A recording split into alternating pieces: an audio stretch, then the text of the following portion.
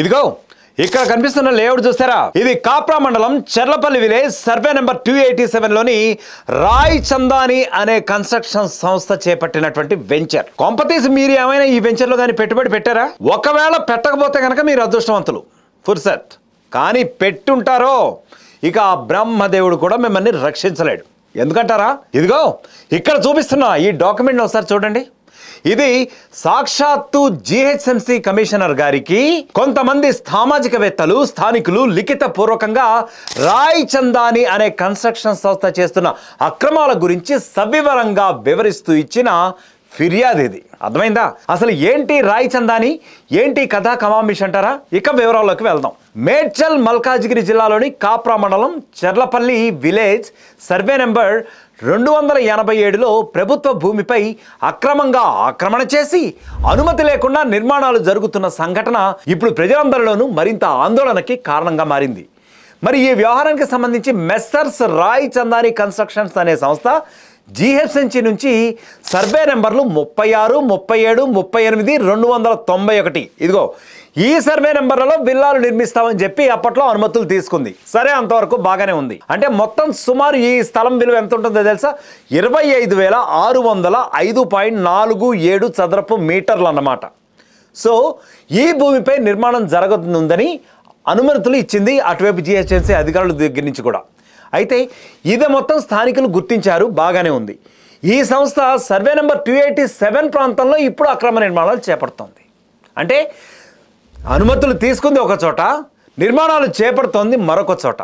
ఈ survey number ఏదైతే 287 ఉందో దానికి ప్రభుత్వం ఏమాత్రం అనుమతులు ఇవ్వలేదు. పైగా అది అసైన్డ్ ల్యాండ్, గవర్నమెంట్కి సంబంధించిన భూమి. సో భూభారతి రికార్డులు కూడా చూసుకొని వచ్చాం. అందులో కూడా భూభారతి రికార్డుల ప్రకారం ఈ 287 అనేది గవర్నమెంట్కి చెందిన భూమే ఇప్పటికీ కూడా.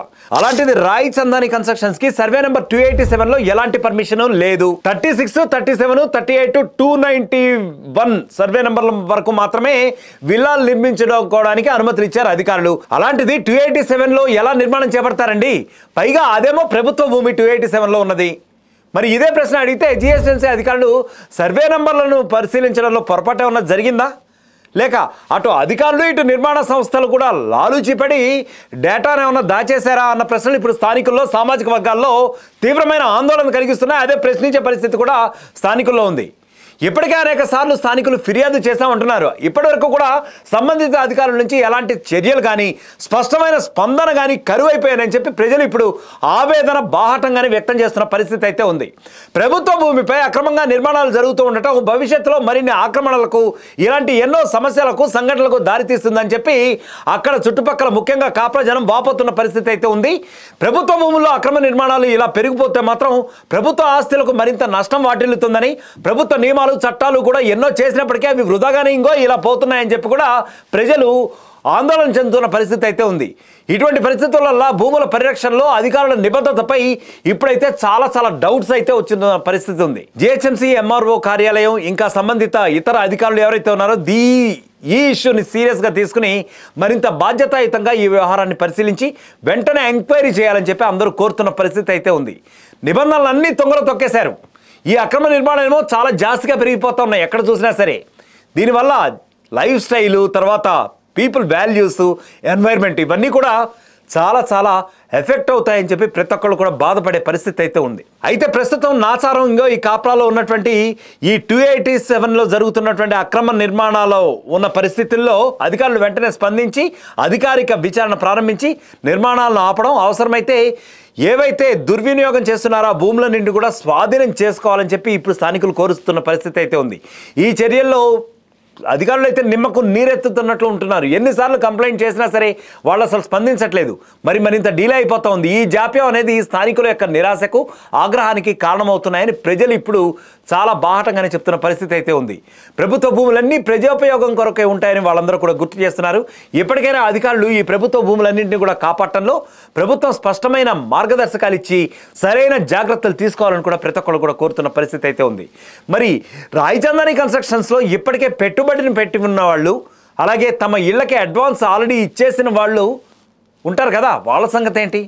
కష్టపడి రూపాయి కూడబెట్టుకుని తమ సొంతింటి కలను సాకారం చేసుకోవాలని ఎంతో బాధలు పడుతూ చివరాఖరికి బ్యాంకు లోన్లు తీసుకుని మరి కూడా ఇగో ఇట్లాంటి దగాకోరు కంపెనీలకైతే అడ్వాన్సులు ఇస్తున్నారు. మరి ఇప్పటికే కొంతమంది ఈ కన్స్ట్రక్షన్లో పెట్టుబడి పెట్టే ఉంటారు కదా, వారి పరిస్థితి ఏంటి? మన కళ్ళ ముందే వీళ్ళు రోడ్డు మీద పడ్డటేనా? అసలు ఇంత జరుగుతున్నా కానీ సదరు ఎంఆర్ఓ గారు కానీ ఆయన కింది స్థాయి అధికారులు కానీ ఇంత తెలియకుండా ఎలా ఉంది? లేక వారికి ఈ విషయం కళ్ళ ముందే జరుగుతూ ఉంటే నిమ్మకు నీరెత్తినట్టు ఎందుకున్నారు? దానికి గల కారణం ఏంటి? అంటే దీనికి అర్థం వాళ్ళ చేతులు తడిసాయా? కింది స్థాయి నుంచి పై స్థాయి అధికారుల వరకు అసలు ఎన్ని ముడుపులు అందాయి? వారి మౌనం వెనుక ఇదే కారణమా?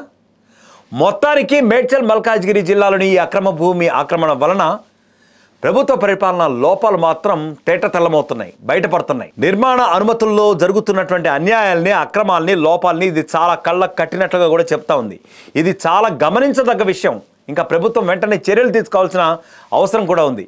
ప్రజల హక్కులు, ప్రజల ఆస్తులను కాపాడటం కోసం సమగ్రమైన చర్యలు తీసుకుని ఇగో ఇలాంటి సమస్య పరిష్కారం కోసం ప్రాధాన్యత ఇవ్వాల్సిన అవసరం ఉందని ప్రతి ఒక్క పౌరుడు కూడా అభిప్రాయం పడే సందర్భం అయితే ఉంది.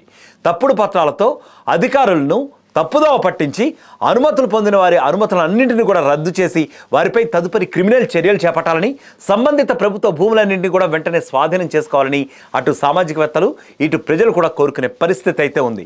ఇక జిహెచ్ఎంసీ నిబంధనలకు వస్తే జిహెచ్ఎంసీ కమిషనర్ కింద చాలా వ్యవస్థ ఉంటుంది కదా.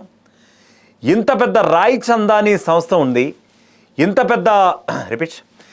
పెద్ద స్కామ్లు జరుగుతూ ఉంటే, ముఖ్యంగా ఈ రాయ్ చందాని కన్స్ట్రక్షన్స్ గురించి, ఈ రాయ్ చందాని కన్స్ట్రక్షన్స్ కనుసన్నల్లోనే ఇంత పెద్ద అనుమతులు పొందేశారు. మరి వారికి ఏ రకమైనటువంటి అధికారులు సహకరించి ఉంటారండి? వారికి ఈ అక్రమ నిర్మాణాలు తెలియకుండానే జరిగాయి అంటారా?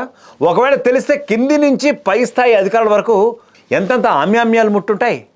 అసలు ఒక చోట అనుమతి ఇచ్చి మరొక చోట నిర్మాణం చేయడానికి వాళ్ళకి పర్మిషన్ ఎట్టా వచ్చింది? వాడు ఏ ధైర్యంతో ఇలాంటి కంపెనీలన్నీ కూడా బరితెగించి మరీ ఆక్రమణలు చేస్తున్నాయి? అధికారులు అంతా నిద్రమత్తులో జోగుతున్నారా? అసలు మొత్తంగా చూస్తే టోటల్గా హైదరాబాద్ జిహెచ్ఎంసీ పరిధిలో ఇలాంటి అక్రమ నిర్మాణాలు ఎన్ని వందలలో వేలలో చోటు చేసుకుంటున్నాయి? మరి ఇంతటి భారీ స్థాయిలో మన కళ్ళ ముందర అక్రమాలు జరుగుతూ ఉంటే వ్యవస్థలు ఏం చేస్తున్నాయి? వీటన్నింటినీ ప్రశ్నించేవాడేవాడు. నిజానికి ఇవన్నీ కూడా $1 మిలియన్ ప్రశ్నలు. సగటు నగర జీవి మధ్యలో ఇవన్నీ కూడా ప్రశ్నార్థకంగానే మారిపోతున్నాయి. చూద్దాం మరి ఏం జరుగుతుందో.